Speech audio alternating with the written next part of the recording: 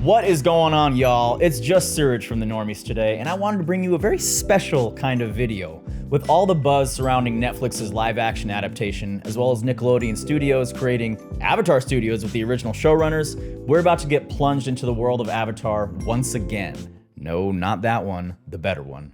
Yeah, I said it. This video is essentially an excuse for me to nerd out to one of my favorite shows of all time. If you don't know, or you're one of those losers that refuses to watch anything animated, Avatar: The Last Airbender is kind of a big deal to the animation medium, to the audience, and to this channel's personal success. It's a story dealing with stunning visuals, heavily with adult themes, and a cast of characters that feels alive in ways that live-action shows can only dream of capturing. A bidet is a toilet that cleans out your asshole. This series is the reason why I get to do this as a full-time job. It essentially jump-started our Patreon membership into giving me a livable wage editing those videos. Now, reaction videos on YouTube are sprouting faster than my forehead acne in high school, so we're gonna shift to a less common type of video format for this. One that's definitely not oversaturated. It's super unique. A top 10 list, baby. Hold the applause. Hold the applause, I know. That's right. Look, it was the easiest way for me to give some semblance of structure to this video. The runtime is already giving our editor Evan the nervous sweats, so let's get started. For this list, we're gonna do our own top 10 most viewed Avatar reaction episodes.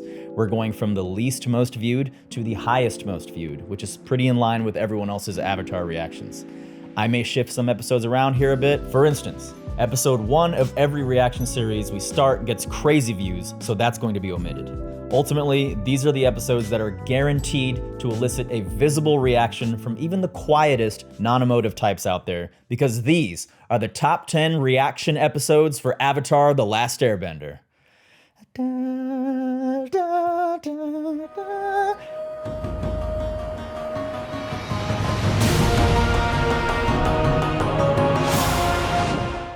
Now, as an homage to the grueling days of editing this series on my little MacBook Pro, we will be clipping in segments of our reactions as well as other YouTuber reactions to these popular episodes. I'm going to do my best to get through this without sounding mojo-y. Think of this as having a beer with your friend and talking about your favorite show. So let's sit back, drink our cactus juice, and friendly mushroom away into our top 10 list. What was that? That was a little mojo-y? That's how I sound when I'm having a beer with my friends. Sorry. Anyway. Number 10, Day of Black Sun, Part 1 and 2. You know what I just heard? Blah, blah, spiritual mumbo jumbo, blah, blah, something about space. What's going on, folks? We're the Normies. We are watching Avatar: The Last Airbender, The Day of the Black Sun, both parts. Holy shit, that's a lot of people on the couch. This episode was like a mini finale, starting with the climactic, full-scale war featuring several returning characters from throughout the show, and ending with a devastating loss. Co-creator Michael DiMartino and head writer Aaron Ehaz, hope I'm saying that right, are able to organically and masterfully sprinkle in pivotal character moments for Zuko, Aang, and even Sokka. Oh, and what the hell, Serena Williams? I snuck in some white jade tea. I know you like rare teas. She's a huge fan of the show, apparently, so it's just impressive to see how widespread and varied this fan base is. This episode only just started, and you can already tell shit's going down. Appa is all armored up, Aang shaving his head, and there are these long drawn-out shots of Zuko building so much tension and foreshadowing. The cinematography honestly feels like Game of Thrones Blackwater Bay, or what that battle should have been.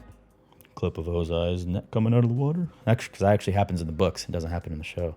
I mean, these are just a few highlights, but you got Katara being a badass bitch, water chopping these chains off, Swamp Dude freaking Kamehamehaing torpedoes straight into Ozai's butthole, Sokka and Toph running into battle in the vanguard with explosions going off in the back. It's the first time we see how the elements of earth and water would take on fire. It's honestly edge of your seat, eyes glued to the TV type action. However, the real reason why everyone loves this episode is because of what it means for the character of Zuko.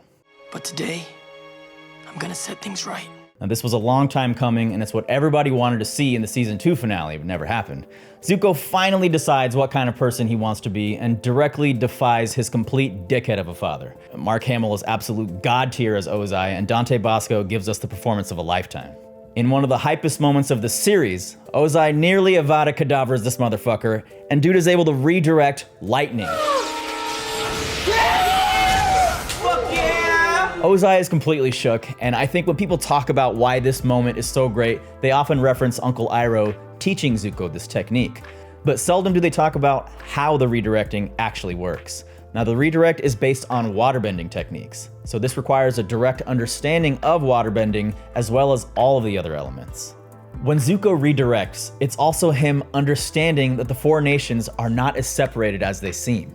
It's him embracing a philosophy entirely different than anything he has ever known in his life. There's also some stuff about Zuko's mother assassinating the previous Fire Lord to save her son's life or some shit. I don't care, honestly, and neither did the show since they stuck it in the comics. Lastly, Sokka makes great strides at becoming a military general, and my man Aang proves that Katang is the only way. Zutara shippers can suck it. Now, this episode is just a great example of why the entire show works for so many people. It was payoff for a season-long story thread, and it built upon elements and character arcs from throughout the entire show. This series treats its audience with respect and rewards them for paying attention these last 3 seasons. It's fine, boy, please don't cry. Number 9, The Puppet Master. The blade of Wing Fun was haunted! Funny start to one of the darkest episodes of the show. The Puppet Master is a genuinely creepy 22 minutes of television that should go straight into everyone's annual Halloween-themed TV watch ritual. Starting with an interesting bit of foreshadowing, we get a glimpse of Katara that we've never seen before. Now here's someone that can never tell a joke that lands with the team, yet she's now gripped them with fear during this spooky campfire story. Katara is one of those characters that you think you know pretty well, but somehow keeps finding new ways to highlight these different sides residing within her. Fucking laugh at you stupid bitch. Keep fucking playing with me. I'm not playing with you. I'll fuck you up. I know how the fuck you live. This is someone that is very proud of her culture, and when she meets the only other waterbender from the Southern Water Tribe, it's a big deal to her. The history of her people is a dark, blood-soaked one, so to know one of her own people was able to make it out alive brings hope to this character who we always see so full of hope. This episode does a trick where it makes you think it's going to be the gang Scooby-Dooing this shit, but then it ends up being an extremely personal story for Katara. She learns about the dark side of waterbending through Hama, who can suck the life juices out of plants and flowers and bend the blood in a person's body. Now, bloodbending is not just controlling someone's body, it's enforcing your will onto theirs. The creepy animation of Hama's face is something I legitimately do not want to think about when I'm by myself. Dude, this animation on her face, bro. Team Avatar does eventually Scooby-Doo this shit, and everything comes to a head as Hama draws strength from the full moon to subdue Katara. Well, then I guess Hama Kind of forgot. that Katara is a waterbender too. However, Aang and her brother are not waterbenders, and in order to stop Hama from harming them, Katara has to use Hama's own technique against her to save their lives. That's why I said she's gonna need it. No! That is such a fucked up move, bro. Mae Whitman is the only voice actress that can do Katara. Her? There's a reason why this episode is her favorite. She gets to showcase her complete vocal range. It's so cold, and I can't get warm. In an interview with the AV Club, Whitman recalls Katara getting completely broken down by the end, citing that this was an amazing turning point for her character. I think this is one of the reasons that people fuck with Katara. They single-handedly gave her the coolest but equally most fucked up technique in the Avatar universe. The technique itself gets a perfect introduction to the series, and it gives her a dimension that no other character on the show has. This won't be the only Katara-focused episode on this list. I'm sending you back to Gideon in 1,000 pieces, you slut! Shout out to Reddit user Eggroll Noodle for pointing out that Hama escaping with her bloodbending directly led to the Fire Nation's decision to not take any more Water Tribe prisoners, which would mean Hama's invention of bloodbending inadvertently led to Katara's mom's death. Whoa. This episode does sort of like abruptly end seconds after Katara defeats Hama, but at the same time I understand why it was done this way. Nothing more needs to be said as Katara comes to terms with the fact that she is now what Hama is. Someone just as capable of doing something as evil as taking someone's bodily autonomy away from them. A bloodbender. I really hope that the Netflix live action treats bloodbending as serious and traumatic as it should be. The director of this episode, Joaquim Dos Santos, has continued to move up in his career though, and he's directing the next 2 Spider-Verse films. I don't know what that says about the tone of those 2 movies though. Number 8. But where is this earthbending tournament exactly? It's on the island of Nunya. None of your business. Oh, this is a fun one. All right, let's go. The Blind Bandit is our introduction to fan favorite, barefoot hiking, mudslinging Toph. I feel like I'm gonna be saying fan favorite for every character in this show. This episode doubles as an homage to professional wrestling, which I have a lot of love for. So you'll be hearing shit like this throughout this next part.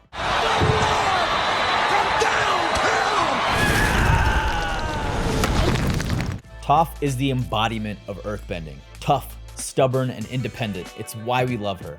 Immediately when you see her in action, you notice that she moves so uniquely compared to anyone else in this show. This is intentional on the creator's part, and it really creates a believable performance of this child just decimating these Earth Rumble jobbers. Her stance is based on Southern Praying Mantis style. Real martial art forms are used for every element and subset of elements, but this offshoot of Kung Fu has to be my favorite, purely based on the way it looks. I'm already there, see?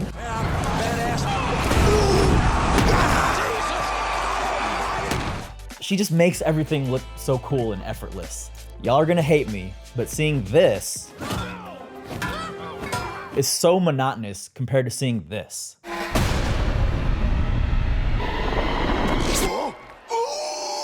Even though there are fantastical elements at play here, everything about Toph's abilities feels grounded.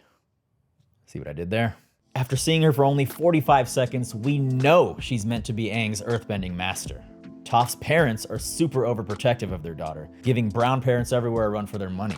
They go so far as to have her guarded 24/7 and to not even mention to the world that she exists. The gang catches up with her at the swanky-ass house Beifong, and they see that her family clearly does not encourage her to be the best version of herself. Aang and the audience know she's the best earthbender we've ever seen on the show, and yet her own family limits what she could become because of their own fears and paranoia. Man, if this doesn't hit home with me on a personal level with some people I know in my life, a lot of times parents can think they're doing the right thing when in actuality they are stunting the spiritual and mental growth of their child. I mean shit, Toph may have never even discovered she was a metal bender. So, Toph makes the decision to run away from home and join the Aang gang. The team knows she ran away, but plays along with her story in solidarity. I love everything about this episode. I love how Sokka is a wrestling stan, while Katara is that naysayer making fun of wrestling fans. I love how much Toph's father pigeonholes his daughter as a helpless blind girl, followed directly by his reaction to seeing her as one of the most talented earthbenders on this show. Most of all, I love that everyone forgets this episode even happened, because Toph, being the amazing character she is, just seems like she's been there from the very beginning of the show. Who doesn't wish they could say deuces like this?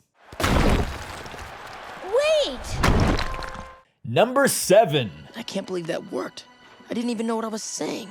Who doesn't like a good prison heist, baby? The Mandalorian, Toy Story 3, and of course, The Boiling Rock. This is a two-parter that nobody knew they wanted. A classic Sakazuko mess around. First girlfriend turned into the mood. That's rough, buddy. That's rough, buddy.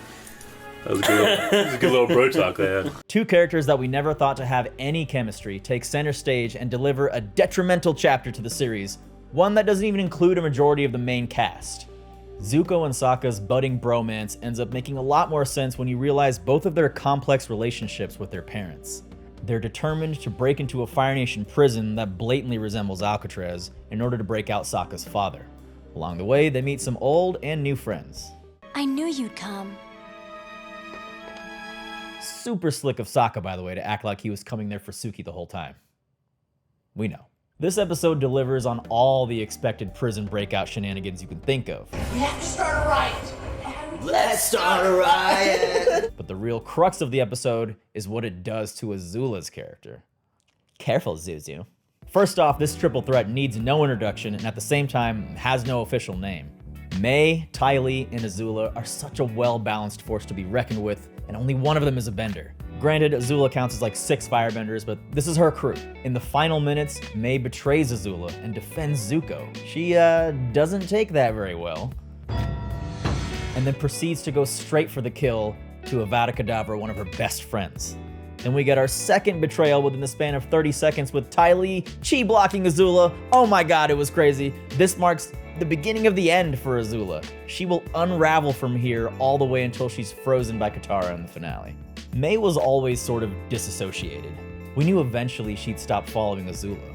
With Ty Lee, it was a lot more of a surprise and a character turn for someone who previously had shown very little agency for herself. I guess almost seeing your best friend murder your other best friend will do that to you. These little mini character arcs for what are essentially tertiary characters in the story just add to the many reasons why this show is the GOAT. Also, hats off to Suki showing us how Kyoshi warriors earned their reputation. You wouldn't dare. Number 6. It's like we're dancing together. Every good story has to have a fall, where the heroes are at their most desperate and vulnerable before they can build up their strength once again to succeed. That is the crossroads of destiny, ending the entirety of season 2 with an ultimate defeat.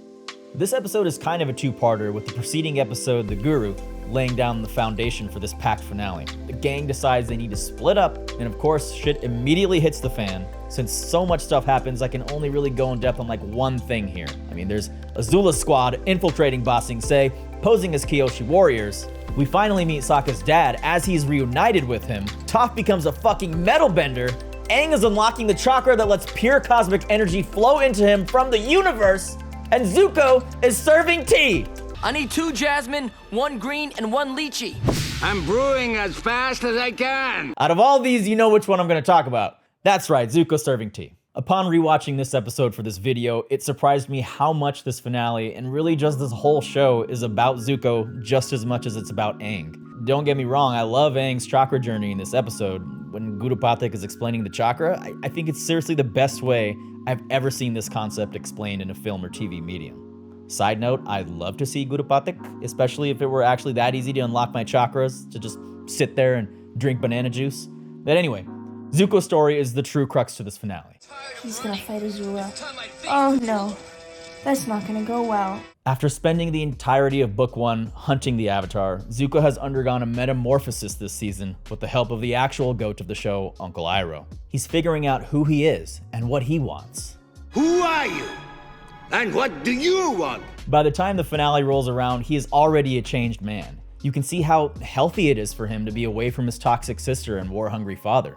No good thing lasts too long though, I guess, and Azula kidnaps her bro, tossing him into the caves with Katara. I'm sure what follows here is the actual reason this episode has more views to make it onto this list. Yes, I'm referring to the Zutara shippers.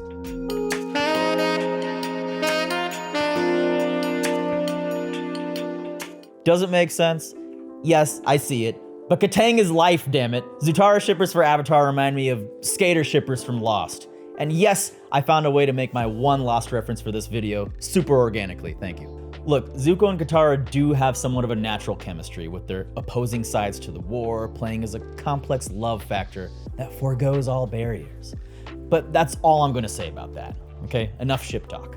Katara considers healing Zuko's scar with the spirit water. You know, the one that she got from the North Pole with special healing properties.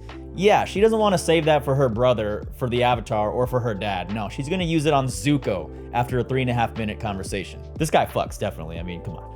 Anyway, he genuinely opens up, gaining her trust, and finally, he becomes a good guy. The ultimate payoff for all the buildup of Zuko's season-long reformation.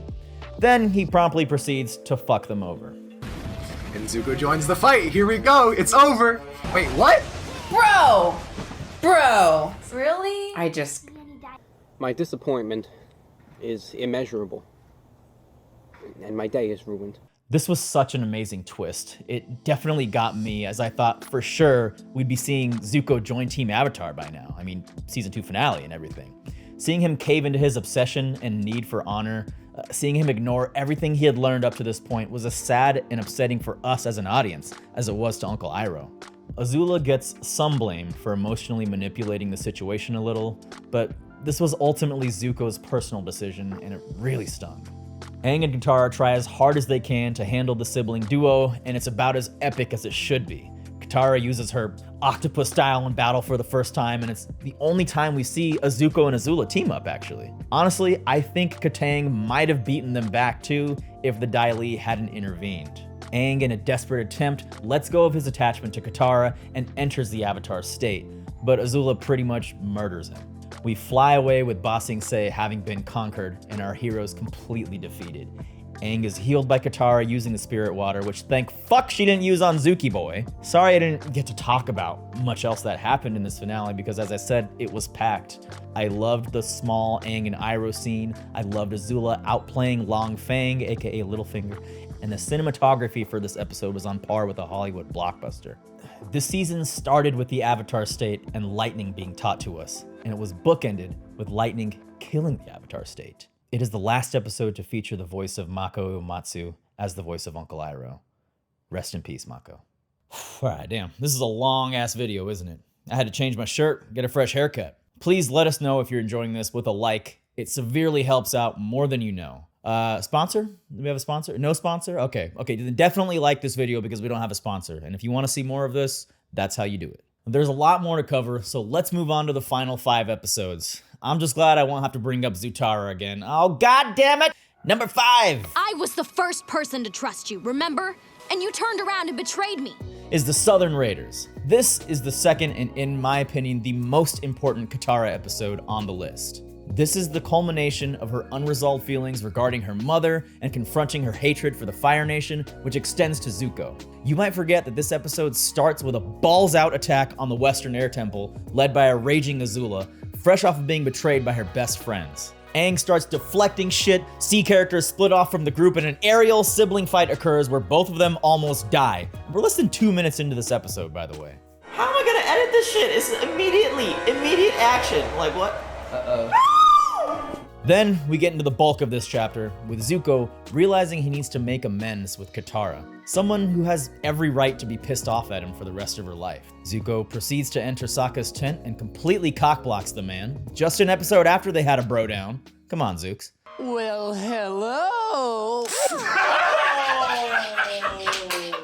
Sokka recounts the story of when the Fire Nation attacked their village and their mother was killed. Now, this is a cornerstone moment for both of these siblings that we first learned about in the pilot. Now we're finally seeing this haunting day play out. The fact that they went through this trauma and still both became such pivotal figures in the history of this war just goes to show how amazing of a pair these siblings are, juxtaposing the brutal sibling showdown we saw earlier. Anyway, bad boy Zuzu tells Katara he can find the man responsible for killing their mother, which goes directly against Aang's ideology. He gives Katara one last request. Confront this man, but do not take revenge. Now, what follows are sleepless nights of travel, slick detective work, and hunting down this killer who's the captain of the Southern Raiders. Katara is vengeful and full of hate. The creators do a fabulous job of showing how unhealthy this can be. Everyone can agree one of the most shocking, react-worthy scenes was Katara's bloodbending interrogation.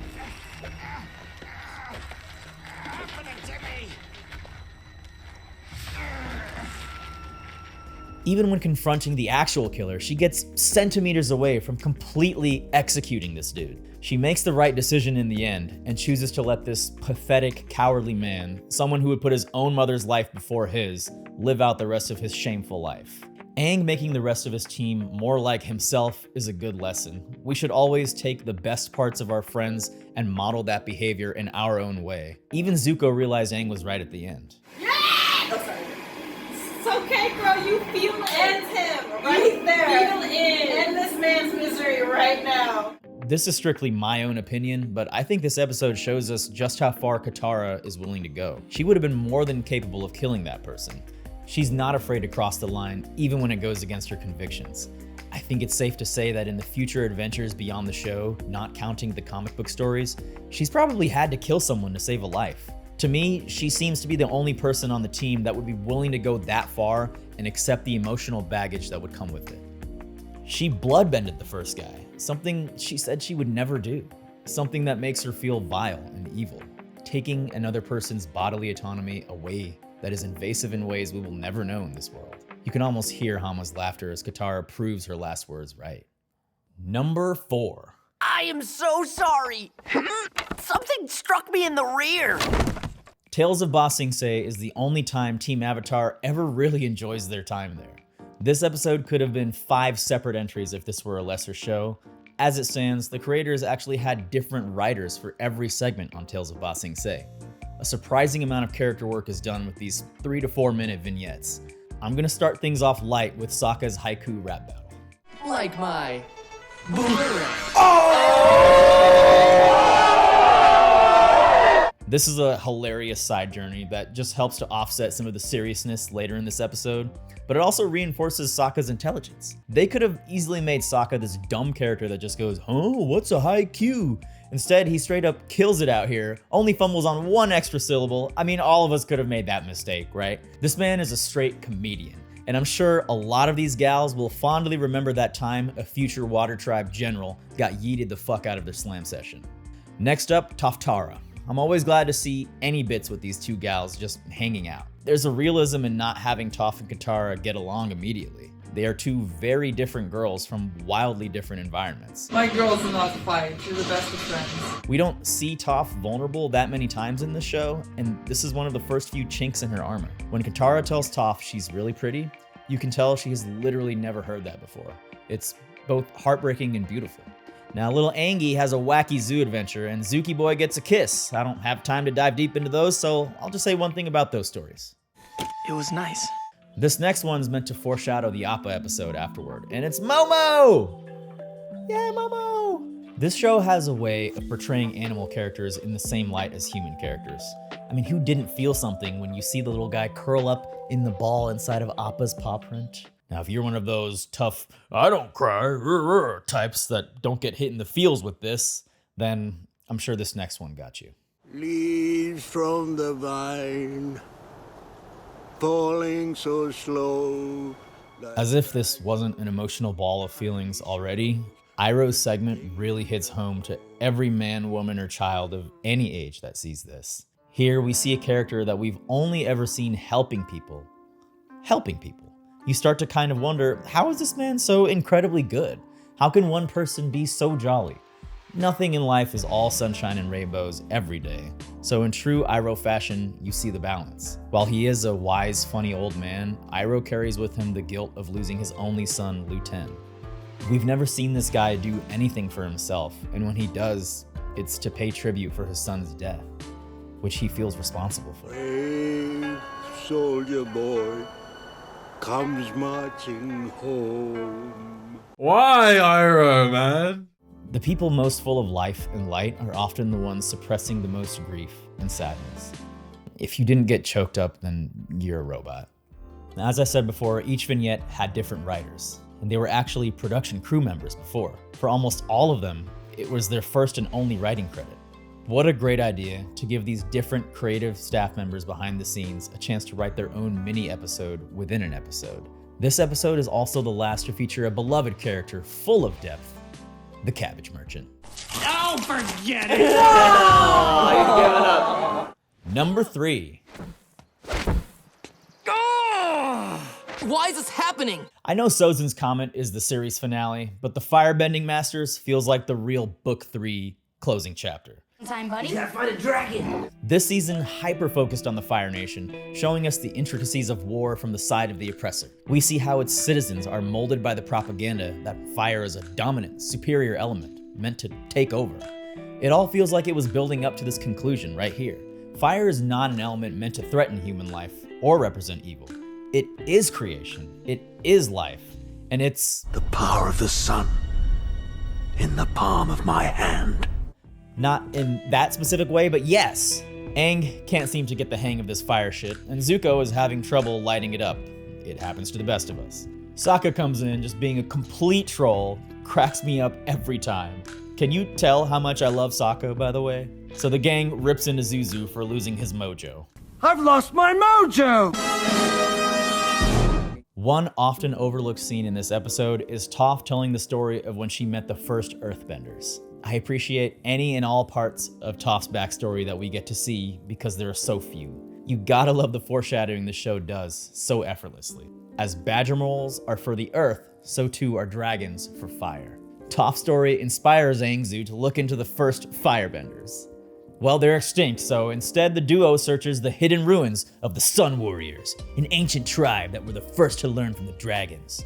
They're actually alive and well, and pretty much the only firebenders around that keep with the traditional indigenous Fire Nation customs. They're reminiscent of an ancient Japanese Hindu temple called the Kandisuka. Yeah, I'm so sorry if I butchered that. It's right here. Personally, I think it's more like Chichen Itza in Mexico, where they apparently prayed to a flying winged serpent, aka dragon, Kudos to the concept art on this one, it looks sick.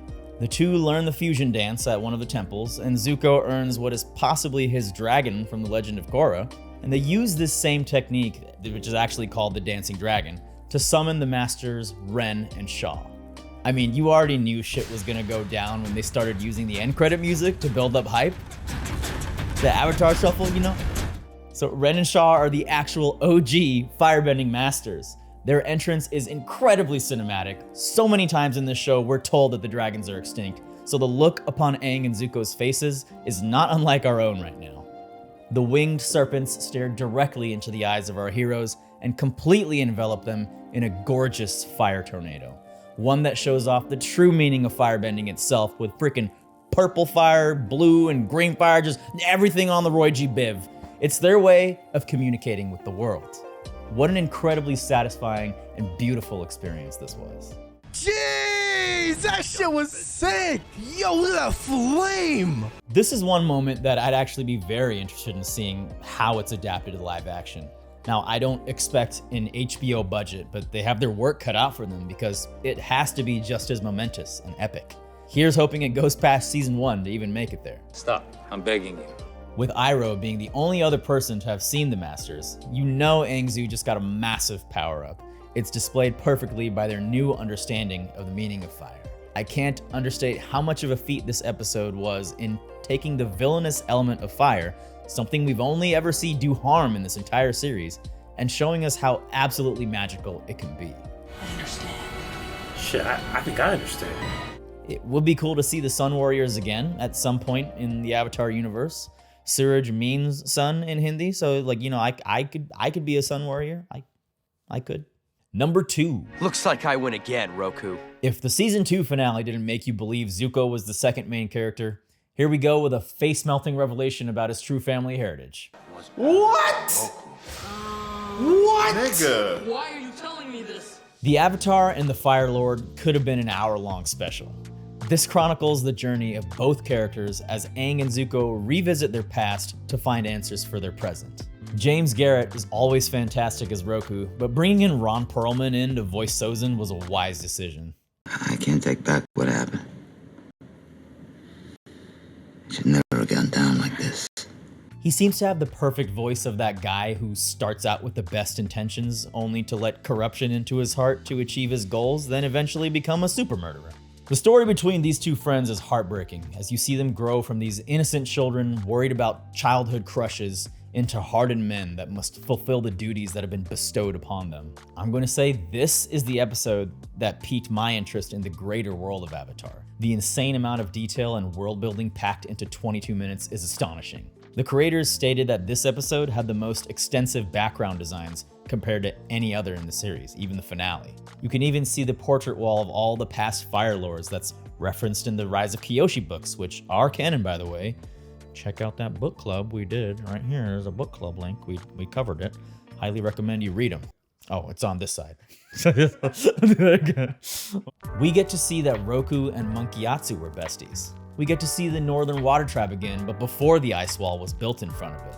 Most importantly, we get to see what it's like for the Avatar to receive official training by traveling around the world and wearing the traditional garb of each nation. This really makes you feel for Aang, who's having to cram it all under a year. He's literally that kid who procrastinated the assignment for 100 years. Also, real quick, kudos to the authenticity of this show. If Aang was in the spirit world meditating for that long, you best believe he'd shit his pants once or twice. I mean, imagine trying to properly meditate, letting go of all tethers and bodily functions and shit just to achieve that spirit world nirvana. It's a hell of a comfort level you gotta have with your friends. Do they have bathrooms in the spirit world? As a matter of fact, they do not. Disgusting! Now back to the biggest react moment of the episode. Your mother's grandfather was Avatar Roku. What? What I love about this scene is the subtle cinematography. As Zuko learns this information, the camera is behind the bars, pushing in on Iroh in the cell. By the end of the revelation, the camera pushes in entirely on Iroh, with the bars no longer in the foreground. However, in the opposite shot with Zuko, the camera pulls back, to reveal the bars in front of him as a physical representation of the prison he's trapped himself in. That is some next level shit for a Nickelodeon kids cartoon. I mean, come on. We learn that both Aang and Zuko's destinies are intertwined more than we ever could have imagined. Roku and Sozin started together but drifted apart. Aang and Zuko started apart but will now close the rift between them. Team Avatar learns a lesson that so many in life often forget or never truly learn. A lesson that anyone is capable of the greatest good and the greatest evil. Nobody is truly born into this world automatically on one end of the spectrum. Also the lesson of friendships that can be severed but brought together in this life or the next. Do you really think friendships can last more than one lifetime? I sure hope so. This is not a kid show. Before number one, I suppose it's customary to do like honorable mentions and that shit, right? I'm not gonna go into each of them respectively, but I'll fire it off one at a time with like a single react clip from each. The Boy in the Iceberg. My flying bison. Right. Yeah, the flying bison? What's up? My flying bison. Duh. The Siege of the North. Appa's Lost Days. Look at him! Baby Appa! The Desert. Oh! And Ember Island Players. Did Jet just die? You know, it was really unclear. Are you kidding me? Now it's time, of course, for the very obvious number one.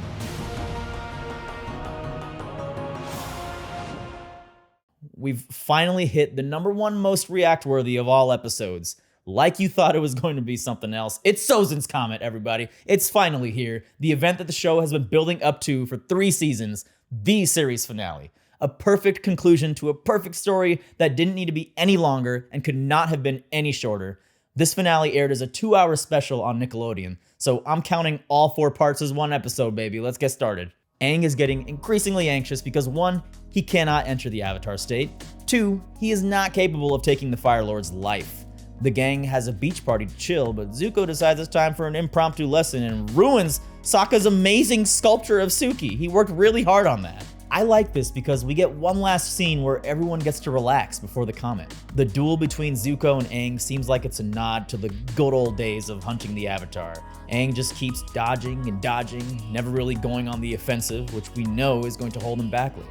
Zuko states that his father's plan is to actually napalm strike the entire Earth Kingdom using the power of the comet.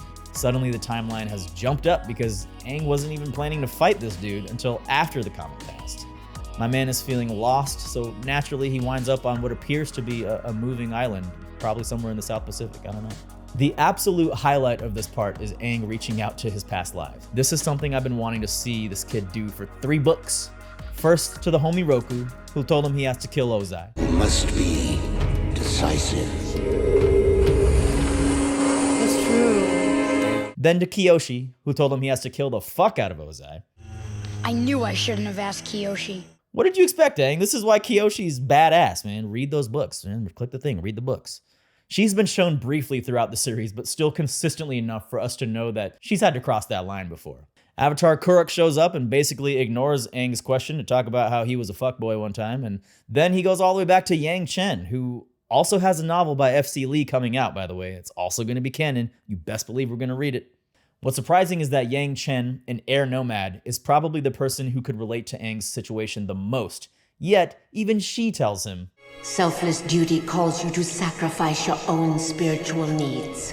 Damn, she's the only one that gave a straight up answer. Damn, I got chills from that. So what's the big deal, Aang? Just kill him, some of you might say. We're so used to Hollywood action and gore that we root for this violent end, but that's precisely where this show displays its brilliance by leading us to think Aang has no other option. Aang is the last person alive that can represent the air nomad culture, who they were, what shapes them at their core. He's a peaceful, fun-loving vegetarian monk boy that loves life. Even his fighting style, Bagua, is based off of avoiding and dodging enemy attacks. My man is not one for confrontation. Taking Ozai's life may save the world instantly, but it would corrupt the last airbender alive. I'm focusing on Aang a lot here because I truly believe the finale is his episode. Sure, the others have amazing cathartic moments as well, but this entry shows us the epitome of Aang's character, his destiny of becoming the Avatar. a true master of all elements, bending even the spirit residing within another to solve what was once a choice that we were all sure only had one answer. This is my favorite part about this entire story. So many times in life, we're presented with option A or option B, and we're told there's no other option and no other way forward. No matter what, there are always multiple ways forward. Sometimes it can be from a Deus Ex Machina giant lion turtle, but most times it comes from within. Holy shit, that should be an Iroh quote. Elsewhere, Sokka, Toph, and Suki nearly die taking down several airships. Iroh finally successfully takes Ba Sing Se back from the Fire Nation. Zuko and Azula's Agni Kai crafts an orchestra of beautiful visuals as they're both powered by the comet. This is wild, man. And one more time, we're gonna bring up Zutara, because it's worth it. A year ago, he was storming onto her home, and now he's willing to give his life for hers. Katara gives us her best technique yet to finally subdue the Mad Princess. Oh my god!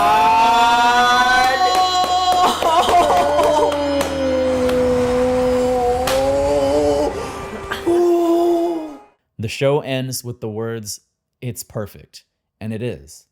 Aang and Katara finally embrace, ready to love one another, free from the burden of an impending war, and the final book of Avatar: The Last Airbender closes on a promising start to a new beginning. The story came at a perfect time in my life. I didn't know that I needed it. In 2017, when we were doing these reactions, my mom was diagnosed with stage 3 breast cancer. Exactly 1 week later, I had to put down our family dog of 13 years. And a few days after that, my brother was rushed to the ER. So it was a very terrible time. This was smack dab in the middle of Avatar and Game of Thrones and so many other things that we were attempting to do at the time that all rested solely on my shoulders back then. We didn't have a full-scale team operation as we do today. It was just me and my tiny MacBook Pro that could. There were many sleepless nights I had editing reactions to this show. I was late with delivering episodes by a day or two sometimes and got battered in the comments. So many of you showed me love, but my mind space, being what it was at the time, would only focus on those negative comments. I would often get super down on myself, and literally the only thing moving me forward was the story of the show itself. Editing reactions allowed me to rewatch the show and fully absorb all the lessons it had to offer. Episodes focusing on Appa would hit particularly close to home, while episodes centered around feelings of grief and anger were just so incredibly relatable to me at the time. So while I still have some trauma from the stress I endured getting it all done back then, I still fondly look back at this show as my favorite reaction series we've ever done. You can't always see the light at the end of the tunnel, but if you just keep moving, you will come to a better place. Thank you to those that have been there from the beginning and to those joining now. Please let me know if you enjoyed these super packed videos and what you would like to see more of in this style. I'm Suraj, Captain Normie of the Normies, and we will see you next time. As always, a shout out to our patrons, because there is no sponsor for this video, so we were only able to get it done through the sheer love and support of our patrons on Patreon. Please check it out and be on the lookout for our Avatar reactions to whatever it may be in the future, live action or anime.